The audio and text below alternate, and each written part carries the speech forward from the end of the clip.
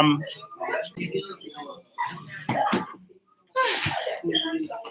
so, guys, I think I've given you all, can you just check and make sure that the textbook that I gave you is your textbook? You'll be able to tell if it's your textbook by opening up to the first page and seeing if there's a post-it note that has your name on it. Okay. Great, so that's your textbook, which we will use for the next 2 years. That's your war textbook?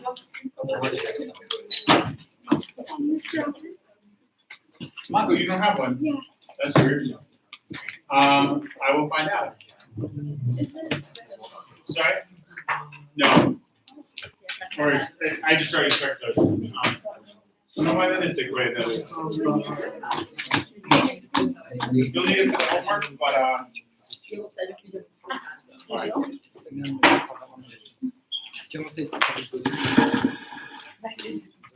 All right. So 1916 dawns, and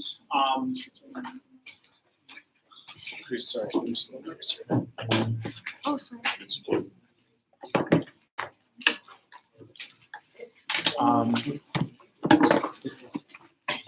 Can you just do like the most important dates in 1915 and 1915? Maybe like some people didn't look certain dates. Sure. The most important dates I gave you, and they're on the timeline on page 0. Does that make sense? So we have,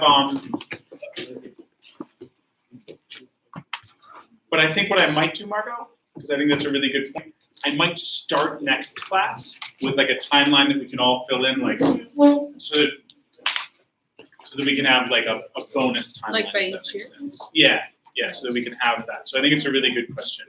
I just don't. I think it'll be easier to do that when we're looking for dates that fit a narrative, and I think the narrative is easier when we have the whole story. So 1916 opens, and I think the big thing that I'd like us to think about in 1916 is that this was supposed to be the breakthrough year. And the German High Command, that's led by a man whose name is, at this point, Stratman. Yeah. Was the Lusitania in 1916? 15. And what happened? The German U-boats sank an American ship. So American citizens were killed by a German military expedition. So this is the beginning of, the United States is very neutral, very out of the war, very pro-peace. But this is well, the United States is going to get into the war and they're going to kill Germans, right? So we're interested in moments that might have caused the United States to join the war. And some people point to the Lusitania in 1915 as being a foreshadowing of friction between the Americans and the Germans. So they didn't take any action. No.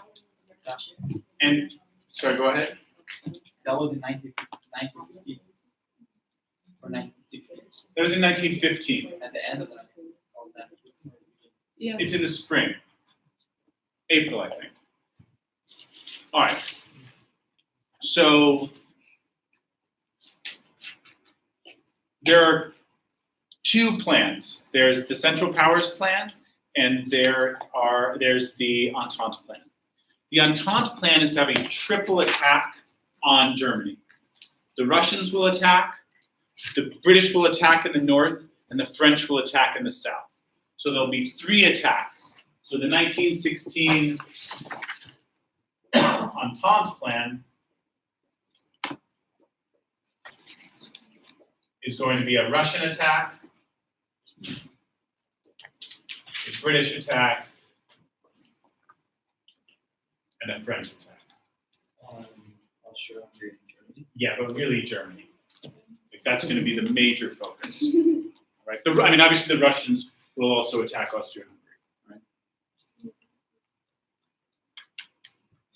Right? That's the major plan. Meanwhile, Falkenhayn the German commander, his plan is to attack the French in a place where the French will never be able to get out for like propagandistic reasons. And so he selects some forts in the sort of southern part of your battle line here, which if you look here, if you can find the town of Verdun, okay, you'll see that's right here.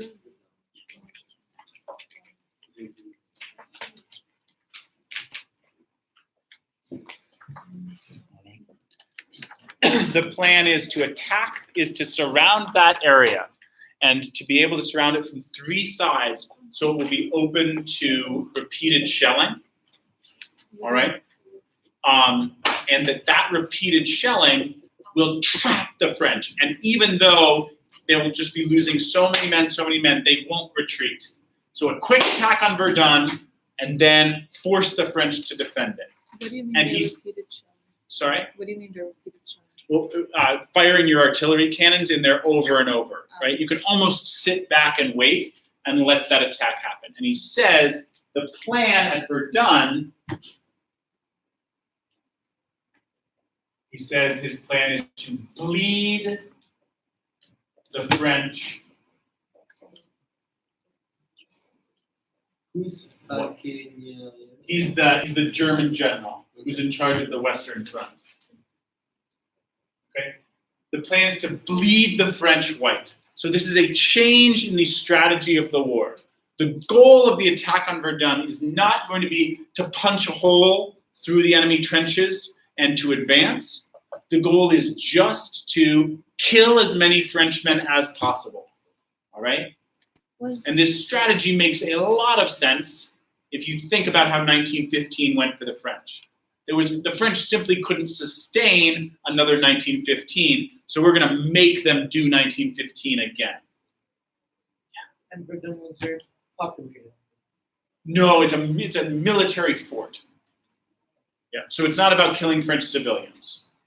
When the Germans make these kinds of attacks, do they count on the support from Austria-Hungary and these other countries, or is it more independent?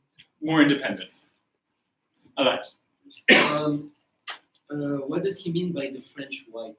Oh, sorry. Like if you lose a lot of blood, you stop being red, and like your skin turns white because you've lost so much blood. So to bleed somebody white is an expression in English and in German, which is to essentially kill them through blood loss. Like to dry them out. Wait, why not that specifically? It has historical significance to the French as a long fort, which was also, I forget the role that it played in the Franco-Prussian War, but it's connected there as well. And so it's like a source of national pride not to lose that fort. Yes. Is it close to Alsace? Sort of, but do you see it on the map there? So it's like pretty deep into France. And that's why it's actually so. Yeah, it's like that last stop. Yes. How did they get there? Sorry? How did they get so deep into France? Well, you see where the battle line is, right? Even in 1915, they were pretty close to Verdun. So a push onto those forts wasn't such a big advance. And also remember, your red line here is the 1915 battle lines. And actually in 1916, they advanced a tiny bit in the winter. So we have these conflicting plans, all right? So if this is the British, French, and Russian plan, what we have is the German plan is essentially to go right at the French. So the German basically want to hurt the French. Yeah, we've moved from the traditional strategy of try to get around, try to capture your enemy, try to outflank them, like we saw in 1914 with the Race to the Sea, try to break through, like we saw in the Battle of Champagne, right? into we just need to kill as many as possible. It's not about gaining ground necessarily. Last class, you said that the Germans tried to attack Russia before because they were seen as like the weakest. That's power. 1915. But after all these deaths, then it was France. Well, so you see, they're pretty successful against the Russians, right? If you look, I think is it page 24. You can see the map there.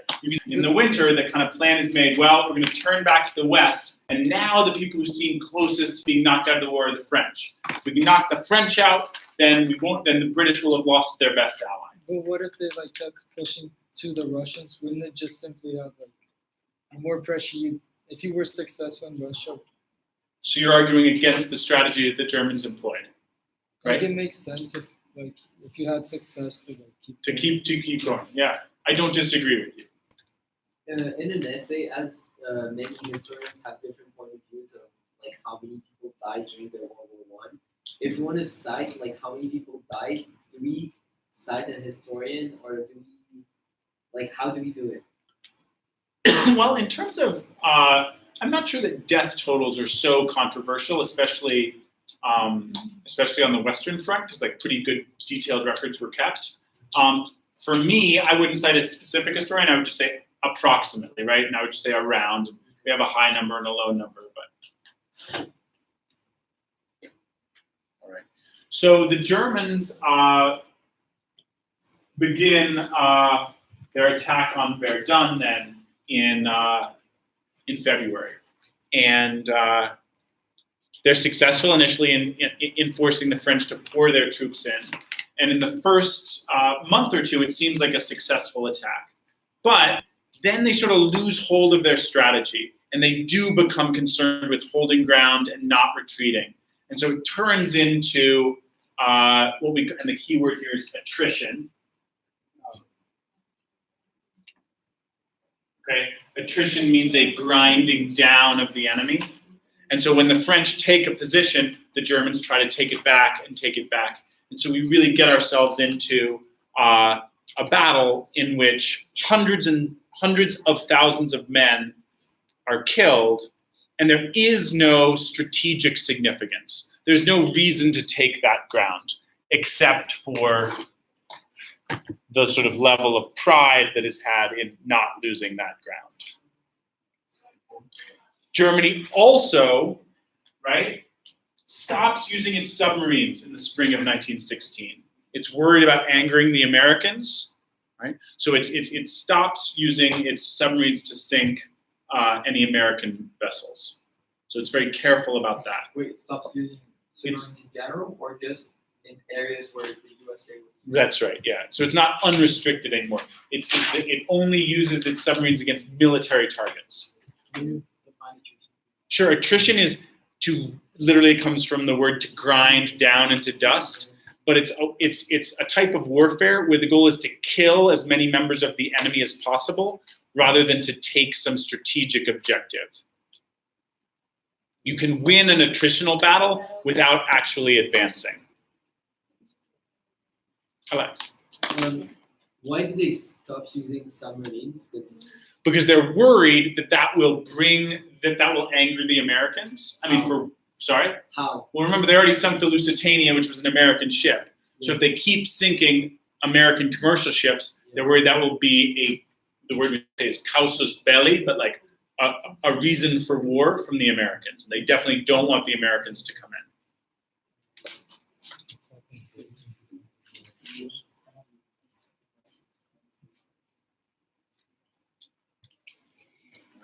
At this point, Germany is starting to really suffer from the blockade. All right, and so at the end of May, the German Navy actually sails out from its harbor and confronts the British Navy at what's called the Battle of Jutland. What? Jutland. So that's up here. Here literally is, I mean, on the map it says Jutland. So the fleets we have here. And so this is the only major naval engagement of the war.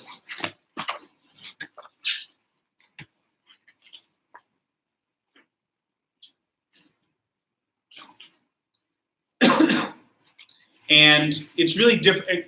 Most people say it was a stalemate. Nobody particularly won. Yes, you can see it on your map there, but JUT, LAND.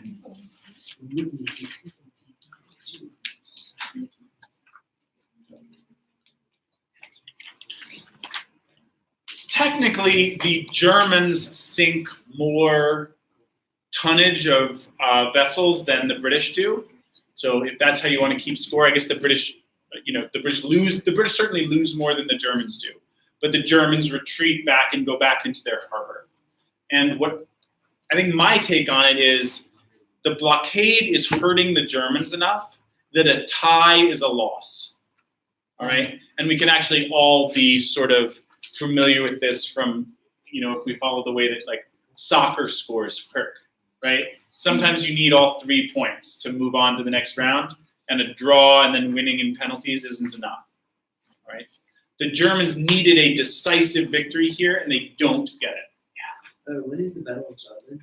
The Battle of Jutland is in May. Well, it takes place on the last day of May and the first day of June, 1916. So the blockage still continues. The blockade. Yeah, the blockade continues, is not lifted. And so, and I'd like to argue that any naval battle that doesn't break the blockade is a victory for the British. But then it was more or less time.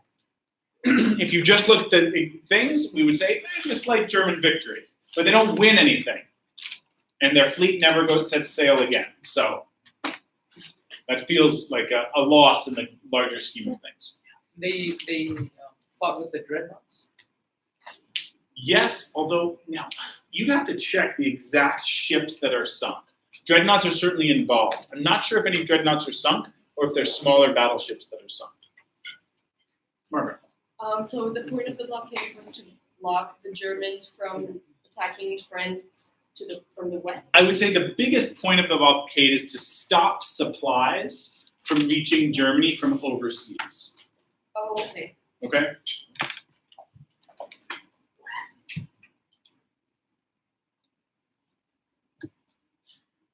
The Russians launch a major offensive in June, which is named after the general who launched it. So his name is Brusilov. Yeah. All right. And the Brusilov offensive is the high point, the best point of the Russian war effort. But like so many of the offensives, after substantial gains, the supply lines are stretched, and the Germans aiding the Austro-Hungarians are ultimately able to counterattack back. So it was an offensive against the Germans? The Germans and the Austro-Hungarians. And it was the best offensive they could do? Yeah, it's the most impressive fighting that the Russians do in the war. They lost. I was thinking that. Sorry, they lost what? Men. They certainly lost men. No, like more than the other. Ooh, I would love, we'd have to check casualty figures. Yes, I believe Russian casualty figures are higher than the combined Austro-Hungarian German casualty figures. And they don't achieve their objective, which is defeating Germany, right? And by the end of the German counteroffensive, the Russian gains have been neutralized. I remember that there was a document that was using the Fisher thesis to talk about a crisis in Galicia. Which one was that? I think if you look at your, the Eastern Front in 1915 map, you can see right there. Yep. So you can see here's the crisis in Galicia. Is that all of this area has been captured by the Russians? Yeah. A question about the blockade. Yes. Why would Germany receive products if they were producing so much that they needed to export? Well, there are a number of things that don't grow in Germany. All right. Rubber would just be one thing that comes right to mind. And where did they get it? You get rubber from Indonesia, or what we'd call Indonesia today, for example. And then there's a lot of rubber that grows in South America as well. So there's a lot of raw materials for the German economy that simply aren't obtainable. Petroleum would have been a nice thing to get some of, right? So there are all sorts of, and even food supplies. Germany, increasingly after 1916, runs out of food. So the Brusilov offense is the Russians moving from the west. Is the Russians attacking from the east, From the moving east, to yeah. the west? Yeah. So it's like the Entente plan, like. Yes, we're gonna hit them from three sides. Okay. Okay. So the French don't get to do their attack because they're pre-attacked. So Verdun is when the French attack and German attacks combine together. The Russian attack is the Brusilov offensive. And then the French are pressuring the British. You've got to take pressure off of us in Verdun. You need to attack on the north part. All right? You need to attack on the north part of the line. And so on July 1st, the British launch their major offensive. So if you look at your map here, if you see where it says Channel, you can follow that over to a little delta. And then you'll see that there's a river called the Somme. And then you can follow the Somme River straight up to the red line, and you'll find that's where the Somme battle took place. All right? Right near the town of Péronne. That was the British offensive. This is the British offensive of 1916. And who it was against Germany? Yep. Is there any clear one? And so this begins with a massive artillery bombardment, all right, which is supposed to break through the barbed wire, kill all the Germans in the trenches, all right? Now remember, well, don't remember, let me tell you, the British only introduced conscription, which is the requirement to serve in the army, in May of 1916. Before that, it was 100% volunteer army, which means that most British soldiers were much less well-trained than French soldiers or German soldiers. Because remember, Germans, they were required to serve for years in the military between their 18th and 23rd birthday or whatever. Every German man had already been through the military. Every French man had already been through the military. The Russians also have a conscription scheme, although it's much less successful ultimately. The British don't have this. So the British Army in July of 1916 is made up of not particularly well-trained volunteers. Now, the war's been going on for 2 years. Some of them may have been in war for 2 years, but not all of them. Another thing that's unique about the British is the way that they do their recruiting is by locality, all right? So literally, I would say, like, you know, to you guys, I would try to get a bunch of graded kids to go to war, and we would form, like, the 1st Murumbi Regiment, right? And so then we would all go and we would fight together. So people really are, in the British Army, as opposed to in the French Army, you could be fighting with, like, your lifelong friends, because the way you were assigned to fight was by the location that you enlisted from. I have a question. Yes. You said the planes were used for like sea and then Yes. going back. If the war was basically with all these trenches, why didn't they just bomb from? Yeah, the planes, I mean, Because if they're able to get there, yeah. Like- What's the smallest plane you've ever been in? Right. Have you been in a small plane? Have you been in like a private plane? Yeah, really small, right? And like you can only have a certain number of people on the plane, and like, and that's 100 years later. So all the planes they're flying are smaller than the plane you were in and can carry less weight. So if they can carry 200 pounds of bombs, that would be a ton of weight for them to be carrying. And meanwhile, we have this artillery that can fire, 40-pound bombs, 5 times a yeah, minute. but it's like there would be nothing else stopping it. It's true. As it turns out, getting bombs to fall on the enemy, though, it's not a problem of how do you get them there, it's how do you get enough there. And so that's what the artillery is for. In the Second World War, planes will be good for dropping lots of bombs farther than your artillery can reach. The front lines are right next to each other now. So your artillery can basically always reach your enemy. Good question. Yeah? The division arrangement that Yes. was made, like you would fight with your friends. Yeah. That was in the UK, right? Only in the UK where it was like localized. Because of the inexperienced nature of the British Army, they plan on over-bombarding the Germans so that they will be able to march in a line out across the trenches, right? Because they're worried that they're going to lose their discipline if like a couple guys go here, a couple guys go here, right? So early in the morning of July 1st, the whistle goes off, and 55,000 British troops climb out of the trenches simultaneously, all right, and begin to cross the battlefield right after the bombardment stops. And so in terms of like the horrors of World War I, many battles were fought by people running around and by like people doing incredibly brave, like things you would associate with war. Almost every bad stereotype we have of the First World War, of people just walking into machine guns, comes from that one day of the Somme. So 55,000 British troops begin a fast walk across no man's land. That was during the Somme battle? Yeah.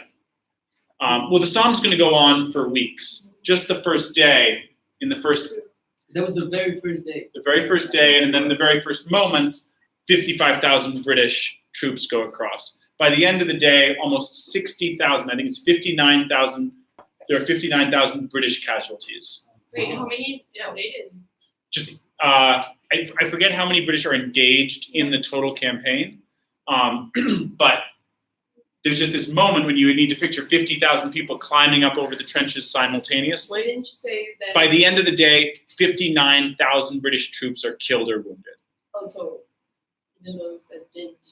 Well, yeah, so it's as if every single person in the first wave was killed or Yeah. wounded, and then Was, more. yeah. Not everybody in the first wave are killed and wounded. The British, in some places, do capture the German trenches. So they didn't learn from China. No. At the end of the battle, who wins? What would winning look like? Getting straight. The British may gain a couple thousand meters of territory. They gained what they were expected to gain in a victory scenario. No. Sorry, if winning means you achieved your objectives, then they definitely don't win. And the Germans don't win in Verdun, and the Russians don't win in the Brusilov offensive. No one won ever. The Somme is the first time that tanks were ever used in a battle, but they're entirely ineffective. No, it's not. I mean, they don't have any impact on the outcome. Yeah. For it to be like a major offensive, they don't necessarily have to win. It just has to be like the biggest war they like initiated. Yeah.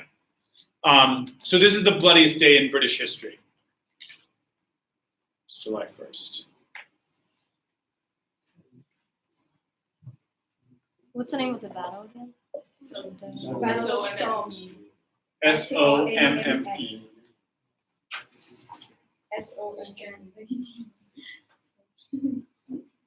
Um,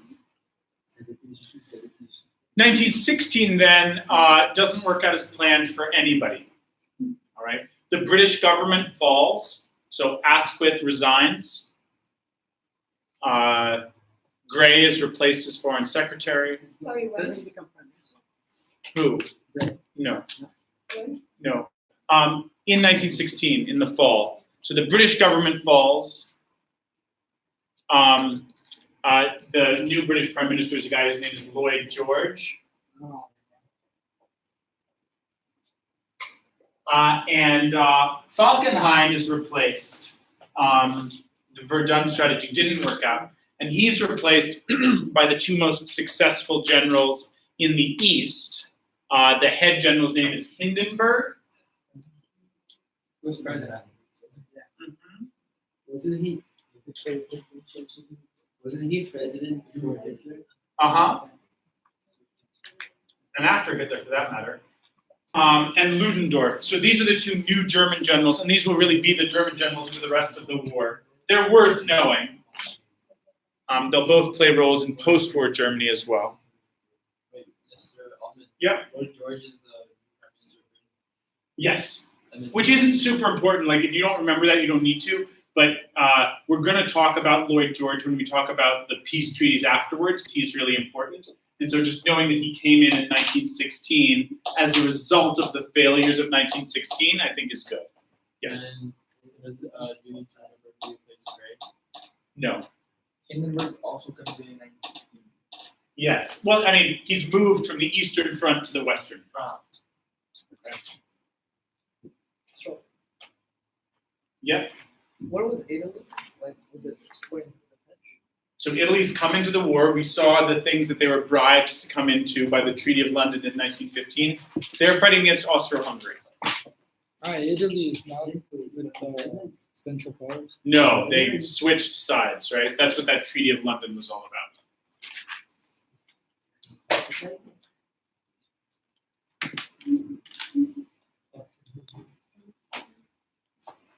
Mr. Solomon, Yes. were Italy fighting against Germany as well? Yes. Well, no. I mean, but you can see the map, right? Like, there's nowhere for them to fight against Germany. Yeah, but That was so rude. I didn't mean like you could see the map, but didn't. what I mean is, did they actually have a battle against Germany? Like, What would that look like? Like, where would a battle between Italy and Germany take place? I don't know. Okay. So I guess, on the one hand, I want to say no, because that would be impossible. German troops aid and fight with Austro-Hungarian troops in Italy. So Italians and Germans kill each other in the First World War. Margot. So Hindenburg is the president. No, sorry, super unclear, right?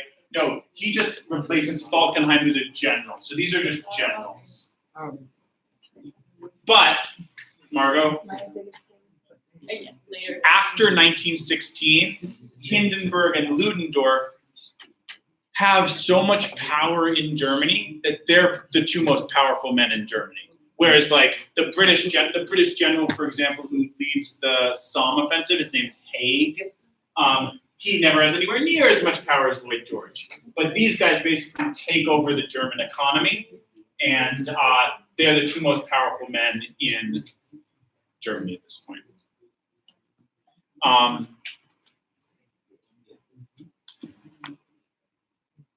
One thing that I'm going to ask you guys to look at, the Germans actually make a peace offer at the end of 1916. All right? Which is rejected by the Allies.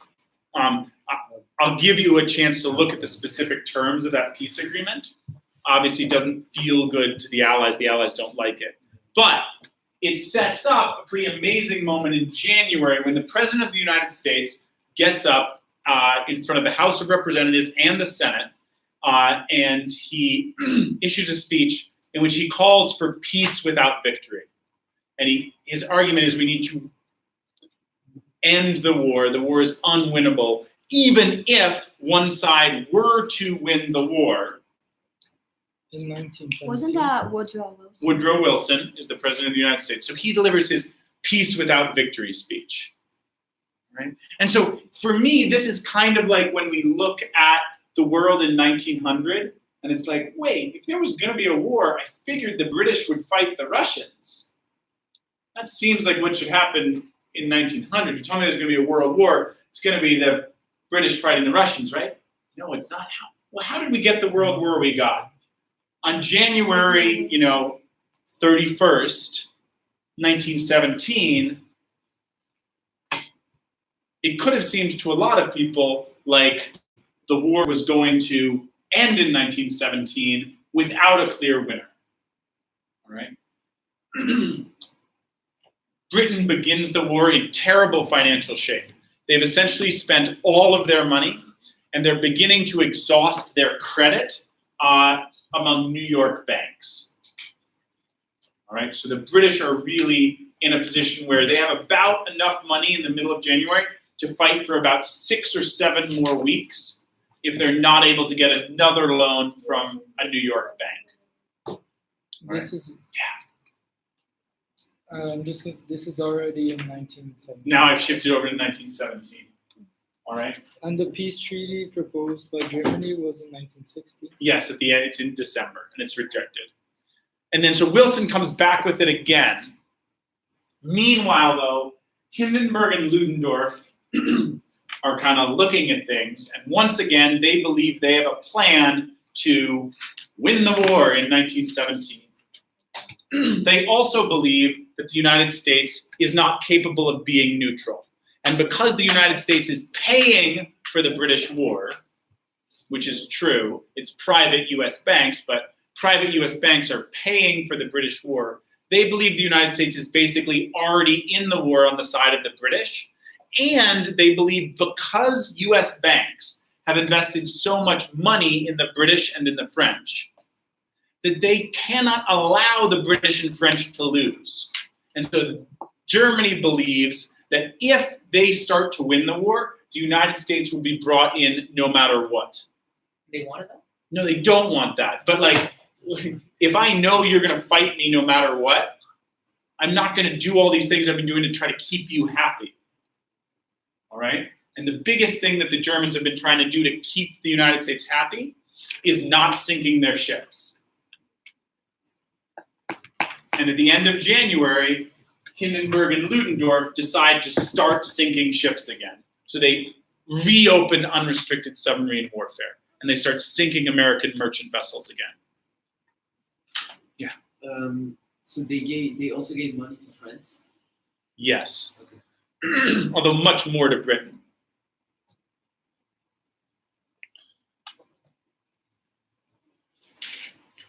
The Russian army at this point is basically broken. The Brusilov offensive is the final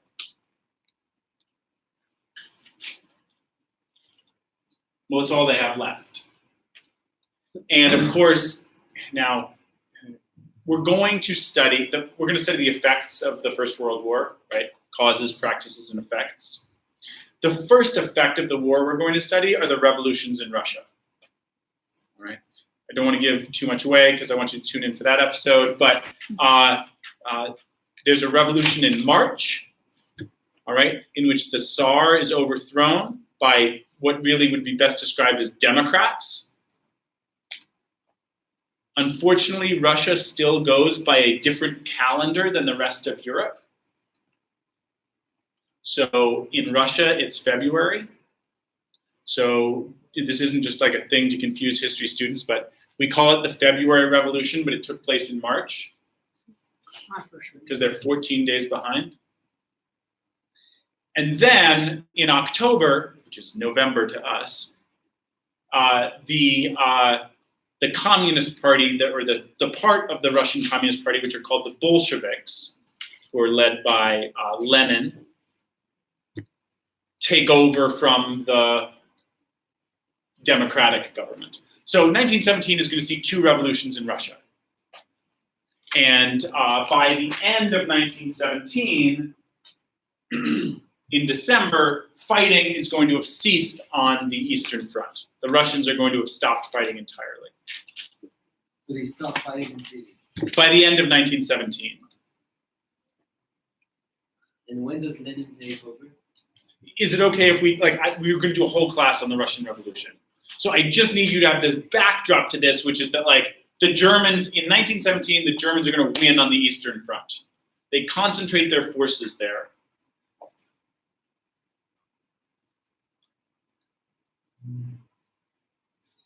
So the decisive battle to the victory in the Eastern Front is the battle of the The Brusilov. The failure of the Brusilov offensive seems to doom the Russian war effort. Yeah. Actually, what we're going to find in both the Eastern Front and the Western Front is that the decisive battle is actually an attack that the loser loses. Does that make sense? I'm a little bit confused now. Russia won the Brusilov offensive, No. right? It lost. Well, it's successful initially, but then the Germans are able to counter-punch them back. And then after that, and like After that, in 1917, the Russians are going to be rolled back. Throughout 1917, the Germans are going to be pushing back the Russians. and they leave the war in the end of 1917 after losing a lot of territory. Yes. No, I'm a little bit confused because you said that in 1916, Germany changed their focus back to France, Yes. but then they changed it back. That's the key that you've presupposed my next point, which is that Hindenburg and Ludendorff, they've come from the East, right? So they're focused on the East. So 1917 in the West, like once again, Germany, 1914, West, 1915, East, 1916, West, 1917, East, But like the 1918, strategy West. doesn't make any sense. Well, on the other hand, I mean, okay, I think it makes some sense. No, like the fact that like they started west, okay, but then they went to east and they were successful. Mhm.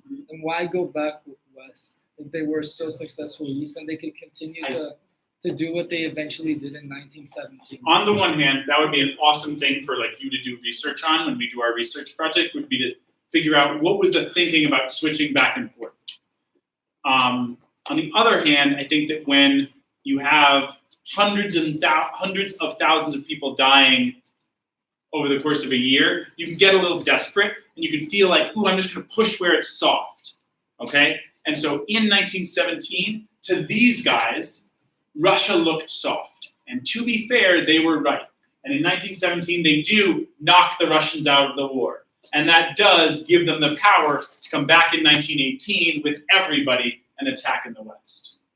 No, that I understand. And Perfect. So you just are unhappy that in 1916, they attacked Verdun instead of concentrating their troops in an attack on the East, right? Okay. So ultimately, the Germans are unhappy about Verdun too. They've literally replaced the general. But, and it's hard to do contrafactual history, like what would have happened if, but they still would have had to deal with a French attack and a British attack.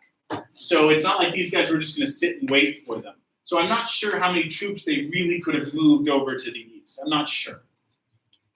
The failure of the Failure? Brusilov offensive? yes. Yes. That leads to the Russian Revolution. In a long distance way, yes. That was a long-term cause of it. Yes, for sure.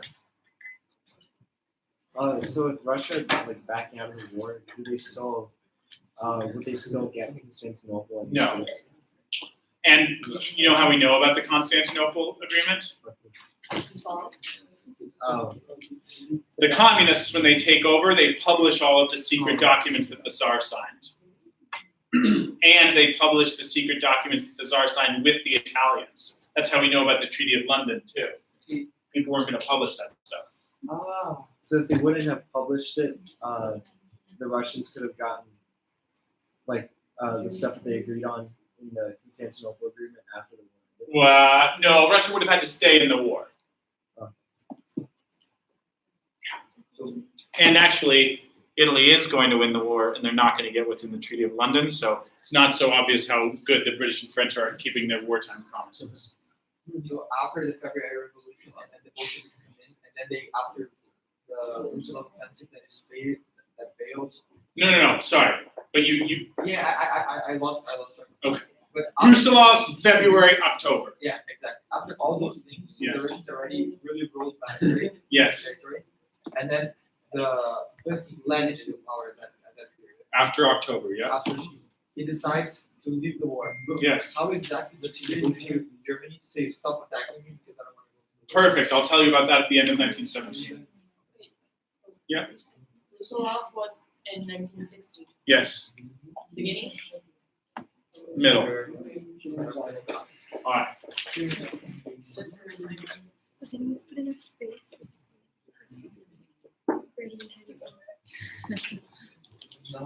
So there's also in the spring, a telegram is intercepted by British intelligence, which was sent by the German Foreign Office to their Mexican ambassador, suggesting that if Mexico would attack the United States, that Germany would support them and would support their conquest of parts of the southern United States. This is a crazy idea. This is a crazy idea. All I can say, the name of this is called the Zimmerman telegram. That if Mexico would invade the U.S., then Germany would like support Mexico. Stupid idea. Well, it's at very least it's a desperate idea. All right, and it shows you how desperate the Germans were. They were beginning to starve. They were still fighting on two fronts. They couldn't keep going, and they were convinced the United States was going to enter the war. And because they were convinced the United States was going to enter the war, they did several things that made the United States entering the war inevitable. Unrestricted submarine warfare and the Zimmerman telegram. Now, if you're Hindenburg and Ludendorff probably weren't so upset about it because, well, if you know they're going to stab you in the back anyway, it doesn't matter that they plan to stab you in the back, if that makes sense. But a lot of historians, when they look back at it, they see these two things as a disaster, as really, really poorly thought out. How would the British pay back the Slowly. But would it only make the money, or would it also be like other just like trade? Yeah, only through money probably, is because these are private U.S. banks that have funded the war up until this point. So it's not like. Do you know Chase Bank today? So Chase Bank merged with a bank called J.P. Morgan Bank. Anyway, like 15 years ago, but the bank that's owned by the businessman J.P. Morgan, when he's alive, is the bank that funds the British war effort up until 1917. And is it like the same thing with the British loans to the Russians? The United States government doesn't have to stay in the banks, right? Yeah, although, yes. There are times when Wilson makes it clear that there are times when Wilson tries to tamp down the amount of money that American banks are lending to the British, because he, maybe rightfully, believes that if American banks lend too much money to the British, that then the American economy will become tied to British success in the war, which is in fact exactly what these guys think, which is they just think it's already happened. United States has invested in Britain. You know what? Britain's pretty good at paying back its debts. Like, it's always paid back its debts. But Britain's not going to pay back its debts if it loses the war. So it barely pays them back and it wins the war. So these guys think that line has already been crossed. The United States will have to intervene to protect its investment. Wilson thinks, let's stop before we get to that point. So the Germans act in 1917 in like a super aggressive way towards the Americans because they think the Americans are coming in no matter what. Yeah. I'm confused with the is it a telegraph sent from Germany to Mexico? Okay, and when was that? That happens in March of 1917.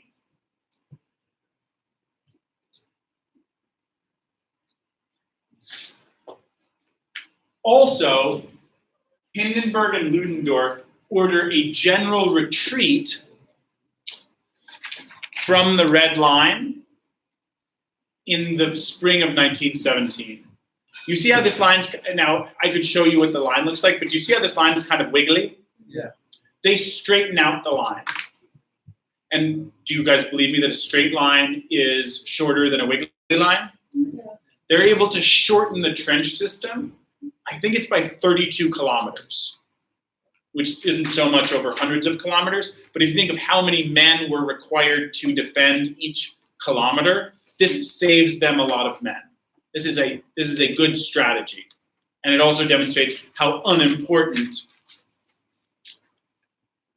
controlling a specific chunk of land is. All right. Wait, who So did this that? the Germans do. They call it the Siegfried Line after a mythological German prince, but all the Allies call it the Hindenburg Line. And I think that's easier for you to remember. But what is the like trenches? Yeah, it's a retreat. They retreat their trench line backwards to Okay. straighten it out so that they can save troops, essentially. Because they're concentrating on the east. And this is going to make it easier for them to defend their trenches during what they imagine are going to be major French assaults in the year, and British assaults in the year 1917. And they're right, because they're going to get both of those. What month was that? March.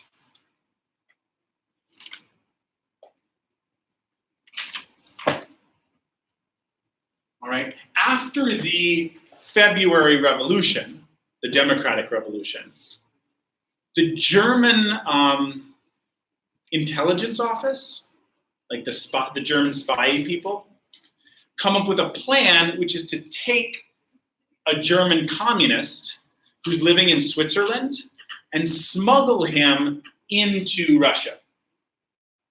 Because communists in Russia don't want war.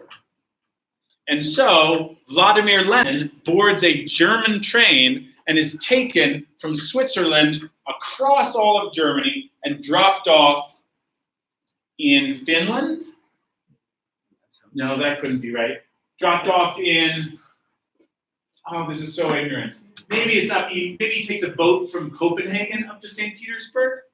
He arrives in St. Petersburg in the spring, right? And so Lenin, and we'll talk about this in detail, but Lenin for the rest of his life has to deal with the accusation that he's a German agent. But he's actually a German. Yeah, because the German government does bring him to Russia and give him a bunch of money. What's his full name? Vladimir Ilyich Ulyanov, but we just call him Lenin. Vladimir Lenin. I didn't really understand. There's a German communist who's kind of the leader of a specific part of the German Communist Party, which are called the Bolsheviks, and he's living here in Switzerland because because the Tsar kicked him out of Russia. What was your question? And so the Germans come up with the idea like, here's this Russian politician who doesn't want war, and they smuggle him back into Russia. And he obviously is going to lead the October Revolution, and he is going to get Russia out of the war. So you can understand why some people thought he was a Russian agent. He was sent back in Alex, I'm really confused with like everything you just said about Lenin. about what? Lenin. Okay. Switzerland. Lenin in 1916 and in the beginning of 1917 and during the first revolution in Russia is living in Switzerland because the Tsar has kicked him out of Russia. Why? Because he's a communist and he's trying to overthrow the government. Okay.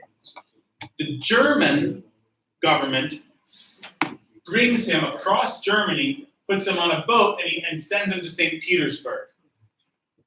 Okay. And then he starts doing his revolutionary activities in Russia. Okay. So this is kind of an interesting, clever German plan, it seems, to get Russia out of the war. And to be fair, the Germans don't actually totally defeat the Russians. Russia is sort of defeated internally, and it's by a guy that the Germans paid and brought to Russia. And so they kidnap? No, Lenin's down. He wants to go. Yeah. He's ready to go. He also got All right. Why did Russia negotiate a treaty with Germany? Why did they? Did they? Yes. It was a treaty. Yes. All right. The last thing we have to do in 1917 is the United States is going to declare war. All right?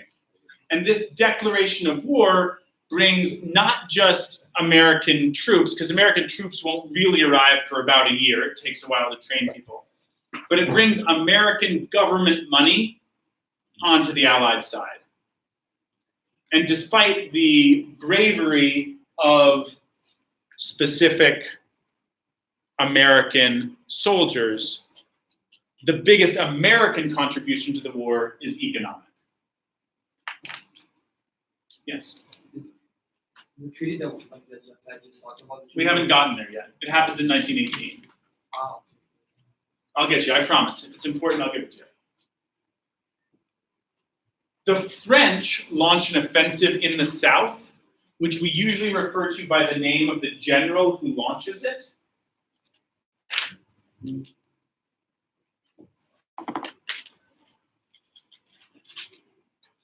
Frenchman? Nivelle. The Nivelle offensive, right? It's supposed to go on for just 2 days if it's not successful, but he keeps pushing and he keeps pushing, right? Again, he gets kind of sucked in. And this is a disaster. It ends up being the second bloodiest month of the war for the French is during the Nivelle offensive of 1917. And the result of this leads to mutiny, all right, where French soldiers refuse to follow orders, all right? So the French army is near collapse in 1917. The French proposed this offensive. They propose the offensive, they carry it out, it's a horrible failure, and it leads to... So where was the offensive? It's along the south of the French line. I believe it's just to the north of Verdun. The mutinies take place here. How do you say it? Soissons. You can check. It's right there. I felt pretty close. It was. Thanks. But wait, can you repeat what you just said? Sure. So I think the important thing for you to understand is now for the third year in a row, the French plan a major offensive. This time it almost breaks the French army. And the French army soldiers refuse to follow orders, and they refuse to leave the trenches when their officers tell them to leave the trenches. And so this is as close to a disaster as can happen. And that's when in the year? The offensive begins in April, and the mutinies begin in June. And this leaves Nivelle to be replaced by a general whose name is Pétain. Pétain. And that's important. He ends up being a leader of France later. And this is the second bloodiest month For the French. So again, Anthony, if I have one thesis about the war, it's that at least I don't know whether it really could go either way, but it felt like it could go either way almost at any month. And this really feels like the French army might just totally collapse. Could you define mutiny? A mutiny is when you refuse to follow an order from your officer. Alex. The offensive of Nivelle Yes. in April, Yes. and the mutinies start in June. June. Yes. All right. The British also planned their major offensive for 1917 because that's what we do is we plan major offensives. This time, though, they're going to do it right. Okay? They have American loans. We're fully ready to go. We have as many shells as we want. The All right? British. Yes. And so if you look up at Ypres, yes, that's where we're going to get them. We're going to hit them there, and we're going to surge through Belgium. All right? So the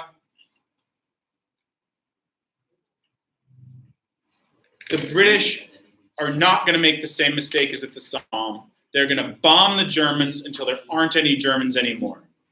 All right? Bomb the Germans so they can't no more.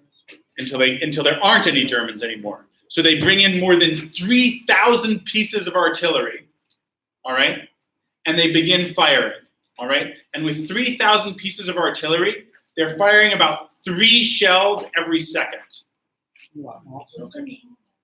The name of the battle ends up being known for a very small town that's nearby. It's Passchendaele.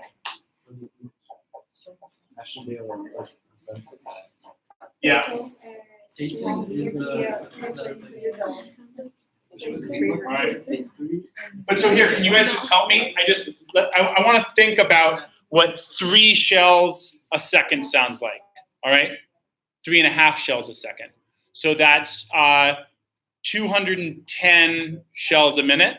Okay, I have a metronome. But will you guys just tap your desks in time, please?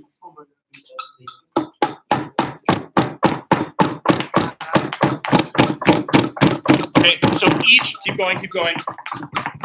So each one of those is an artillery shell exploding on the German trenches. All right, this is the preparation for the assault. Okay.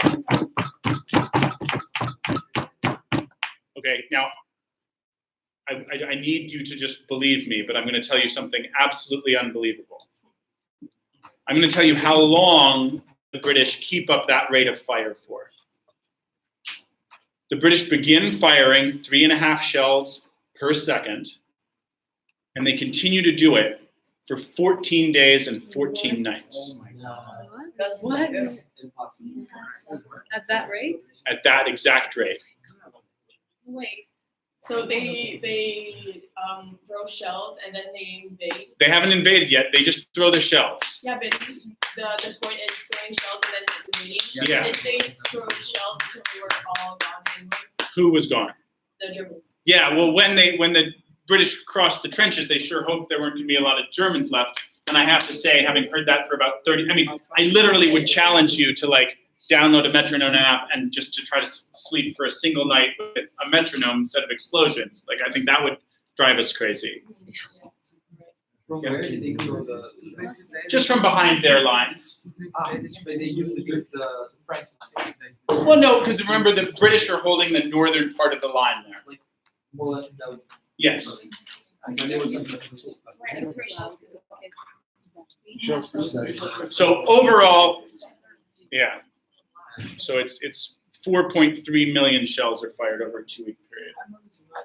What was the math you did to the metronome? So I know that in 2 weeks, sorry, I'll just do 14 days, The win was there? 4.3 million shells. Yeah. So 14 days, yeah.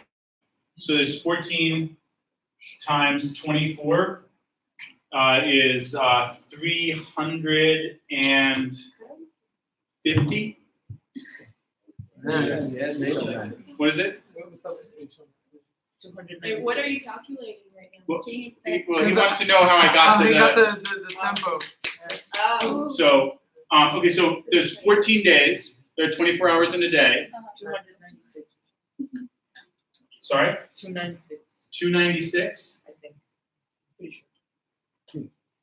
I feel like Pretty wrong. 10 times would be 240 plus 4 more. 336. 236. 336. Okay. So 336. There's 60. Right. So this is how many hours? There's 60 minutes in an hour, and there's 60 seconds in a minute. So now we multiply this times 360, and we get 1.3 million. Yeah.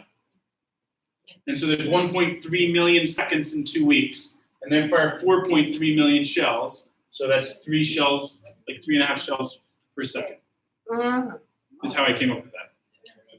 Yeah. The win was that? What? The win was that? Like, The Battle of Passchendaele. Yeah. The Battle of Passchendaele is launched in July and goes on till November.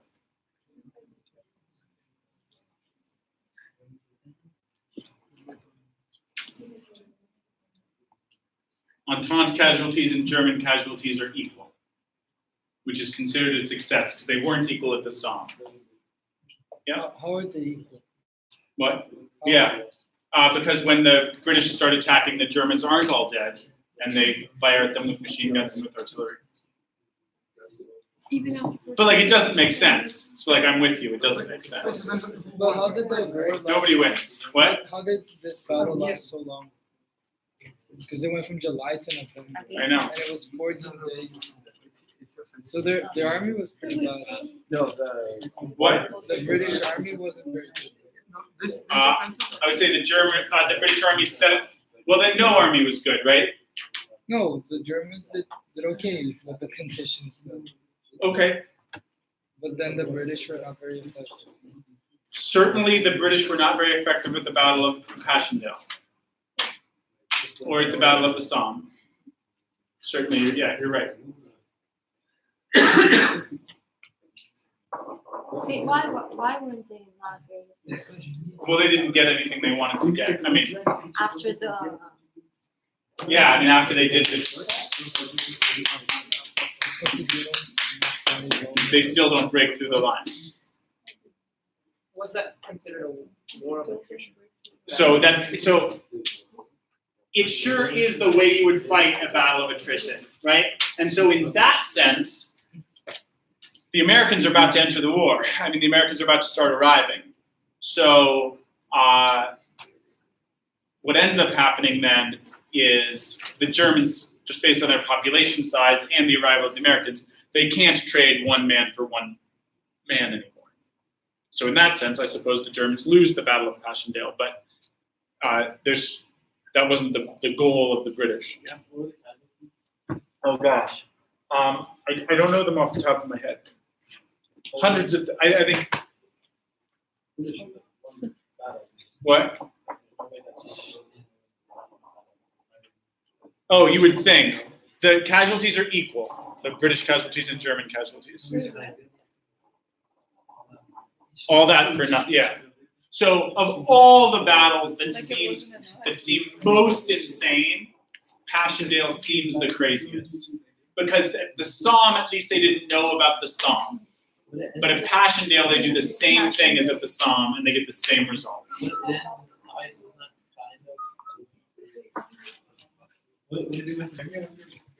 What an interesting argument, right? Germany successfully defends what it needs to defend, but since Germany has less men, trading casualties doesn't work.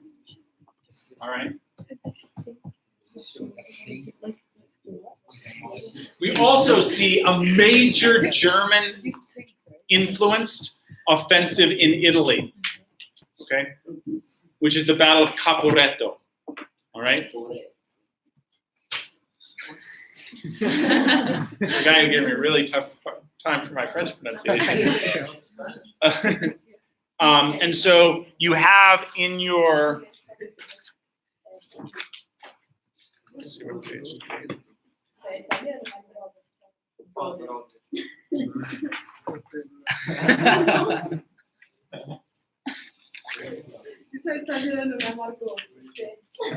If you turn to page 13, you can see the war in Italy. All right, and you can see Caporetto. When is the Battle of Caporetto? Well, Fighting. Who's fighting? The Austro-Hungarians, with some German help, attack the Italians. And can you see the gain that's made? If you look there, here's Caporetto. And remember, on the Western Front, they're fighting for thousands of meters. All right? What's our scale here? This is 15 kilometers. They advance all the way to this line here. So Germany is almost defeated at the Battle of Caporetto in 1917. So once again, now this is going to have a big effect on Italy, and we're going to talk about that when we talk about the impact of the war. But we end up with a situation where there are all these moments where it feels like everything could fall apart in 1917. Russia does fall apart, but the United States is coming in. The French army is in mutiny, right? But Germany's starving to death. Oh, still. Sorry? They're still in mutiny. The French army? Yeah. Like they keep on. No, the mutiny is put down within a month, but it's like. But how do they put it down? They kill some soldiers to like put order. Yes. Okay. Were the You can be a general now. were the 14 points of Wilson? Okay, so now you're asking about the 14 points of Wilson. Wilson's going to make that speech at the beginning of 1918. All right? And of course, the war is going to end in 1918. So I think we might, well, let's pause for just one moment. And what I'll ask you to do is, I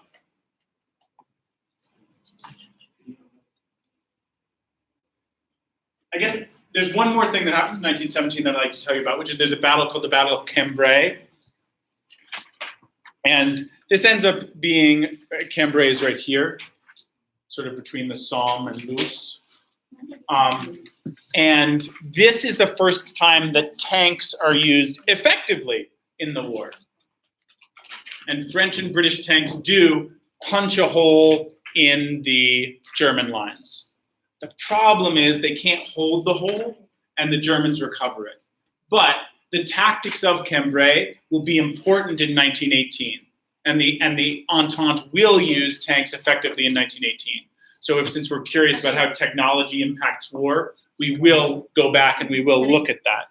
So what I'd like you to do is just take a look at 1916 and 1917 and see if you have any questions. I'm going to pause here instead of being like overly ambitious and trying to run through 1918 in a 10-minute period. I'm going to pause.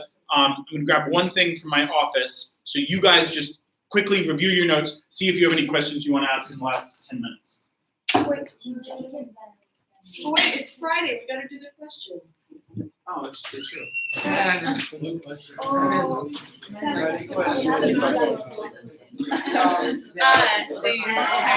Great. Acho que no final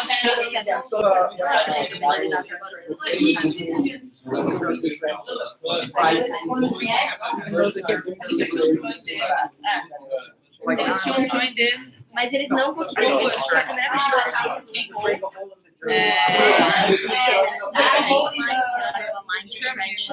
mas os Germans já recuperaram um buraco. Mas não foi para eles verem, nossa, Deus.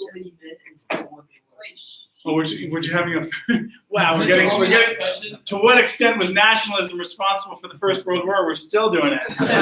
Wait, pause just for 1 second. So, like, for your next episode, which will play in 72 hours if you don't pause your Netflix account. It really 1918. The Americans are going to arrive. All right. But Germany is going to, for the first time in the war, be able to fight a one-front war. And all of their troops who are fighting the Russians are going to be surging across Germany.